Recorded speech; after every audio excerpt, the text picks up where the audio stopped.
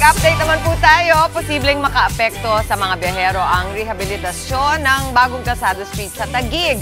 Kaya live mula sa tuktukan sa Taguig ang ating traffic, Tito Monty Lopez. Tito Monty, it's a Thursday. Kamusta ba ang traffic ngayon dyan sa kinaororoonan mo?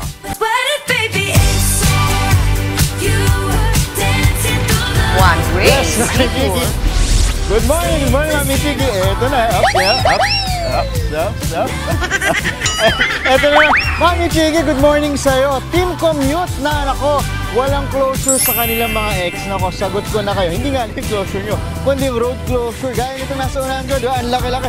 No entry. Ito yung nangyayari dito sa may bagong kalsada. Sarado nga po, Mami Chiki, yung mula dito sa P. Cayetano hanggang F. Manalo. Kung makikita nyo, one-way scheme lang sila. O, di ba? Pagka-traffic naman tayo, one-way scheme lang at yung mga dumadaan dito, yan, dyan lang sila. Sa mga gustong dumaan na papunta kay Tano, pwede kayong dumaan po sa may General Luna. Ito kasi ginagawa nito, pakita natin, lapit natin yung cameraman natin. Pakita natin, bilis, pakita natin, ilayin natin. Ito, makita nyo, good morning po.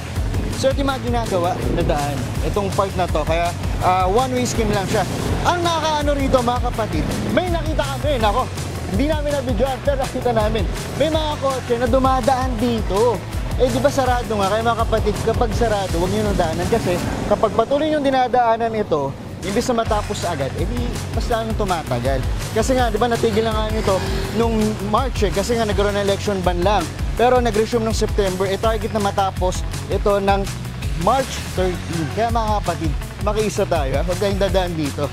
Ako lang pwede mo nang dumaan at magpiko. Di ba? Yan muna ating morning biyahe. Back to studio. Yes, maraming salamat sa iyo, Tito Monty Lopez. Parang nagta-tap dance. Go lang ng go.